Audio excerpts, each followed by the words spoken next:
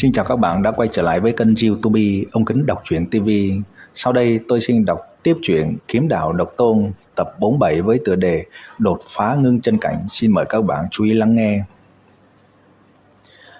Trong lúc mọi người lũ lượt kéo nhau vào sảnh yến hội, góc võ đài có hai bóng người đặc biệt bắt mắt.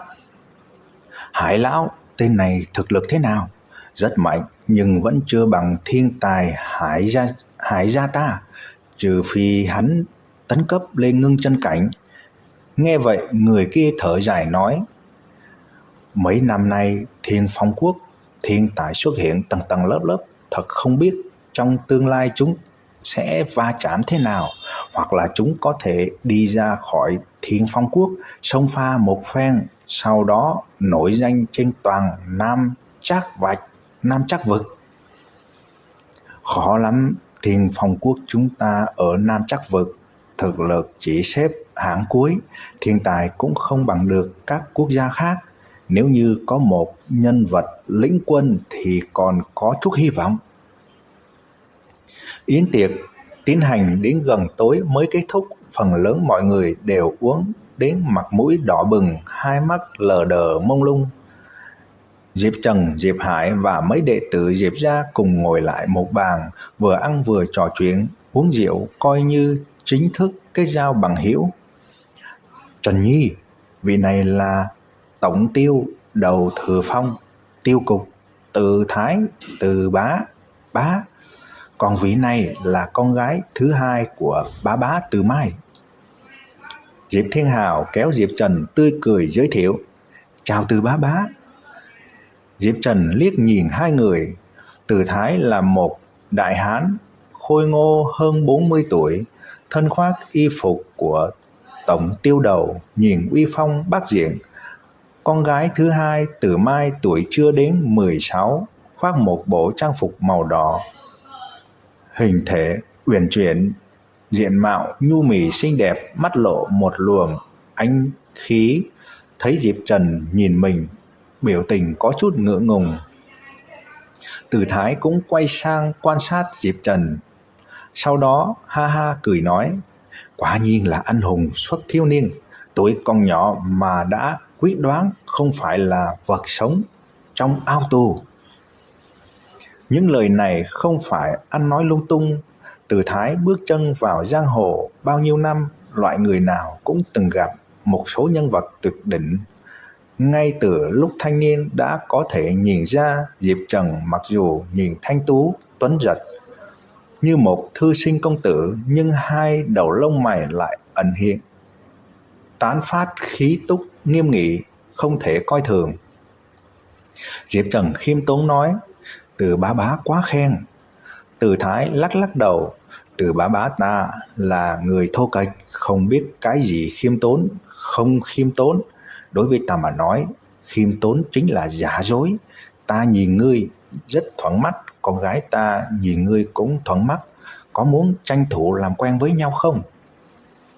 Diệp Thiên Hào mặc dù biết tính cách Từ Thái thẳng thắn, nhưng cũng không biết nói gì. Bản thân ông cũng muốn xem Diệp Trần sẽ trả lời thế nào.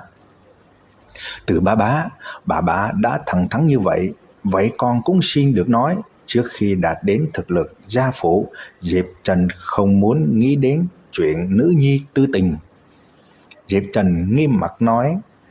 Sững ra một lúc, Từ Thái bất đắc dĩ nói: xem ra là con gái ta không có phúc phận. Cũng đúng, tương lai ngươi sẽ thành một con rồng, Mai Nhi không giữ được ngươi. Trong lòng Diệp Thiên Hào rất hài lòng với khí trí của Diệp Trần, nhưng ngoài miệng vẫn trách: nói bậy, nam nhân chân chính chưa bao giờ sợ hãi nữ nhi tư tình. Sau đó lại quay sang bên Từ Thái nói: Từ huynh, chuyện con trẻ cứ để cho chúng tự giải quyết, chúng ta muốn quản cũng quản không có được. Huynh nói đúng hay không? Từ Thái gật đầu: Nếu đã như vậy thì ta xin phép cáo từ.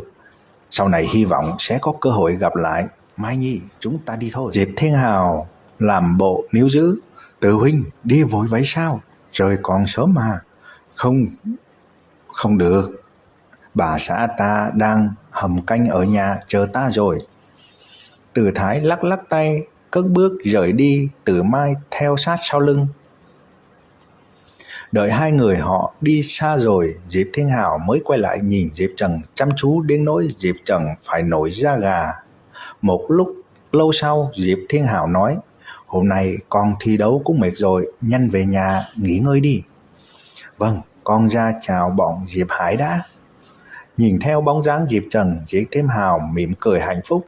Ông trời đúng là đã ban cho ông một niềm vui bất ngờ, hơn nữa còn trong tình huống ông không hề ôm hy vọng.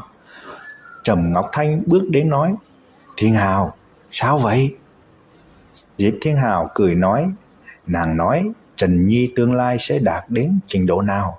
Lạc Thành chúng ta 100 năm nay chưa từng xuất hiện qua một tinh cấp cảnh cường giả.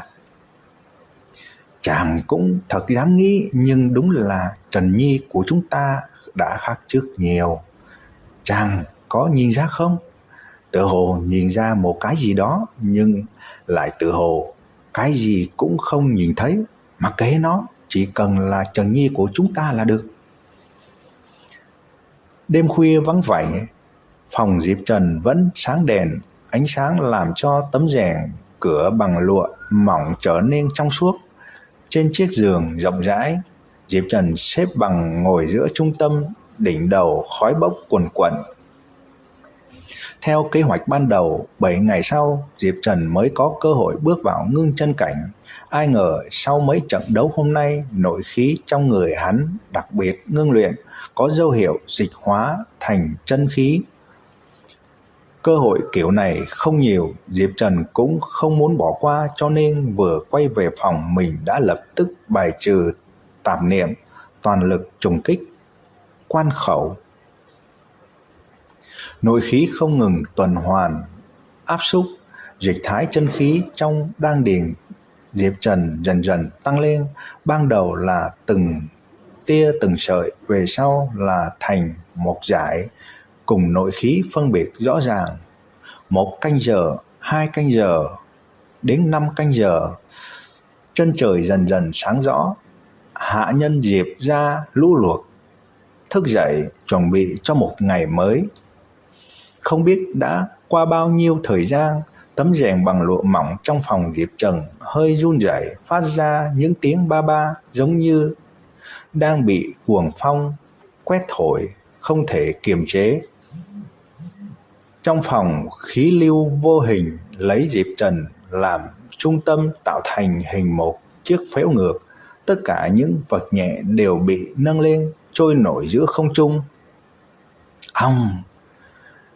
Chấn động kỳ dị khuếch tán từ trong đan điền Diệp Trần, những vật thể đang trôi nổi lập tức rơi xuống, tạo thành một chuỗi những âm thanh hỗn loạn. Rút cuộc ngưng chân cánh. Từ từ thổ ra một ngụm khí tức thâm trầm, Diệp Trần mở to hai mắt, tinh quang lóe lên như chớp giật chạy loạn trong hư không. Một lúc sau, tinh quang nội liễm, Diệp Trần nở nụ cười tự tin. Kỳ thực cả đêm qua, hắn đối với việc có thể đột phá ngưng chân cảnh hay không chỉ dám chắc 5 phần, thậm chí là 4 phần. Dù sao nội khí chuyển hóa thành chân khí cũng không phải là việc đơn giản, rất cần nhiều thời gian luyện hóa, áp xúc mới có thể làm được. Nếu không cũng không có nhiều người bị kẹt lại luyện khí cảnh tầng thứ 10 đỉnh phong lâu như vậy, phải qua 1 năm mới đột phá. Lúc này đệ tử nội môn đệ nhất Ngô Tông Minh cũng mất nửa năm mới thành công tấn cấp, chính thức trở thành đệ tử nội môn Lưu Vân Tông. Các bạn vừa nghe xong truyện Kiếm Đạo Độc Tôn tập 47 với tựa đề Đột phá ngưng chân cảnh. Ở video tiếp theo, tôi xin đọc tiếp truyện Kiếm Đạo Độc Tôn tập 48 với tựa đề Thực lực sau khi tiến giai. Xin mời các bạn chú ý theo dõi. Xin chào và hẹn gặp lại các bạn.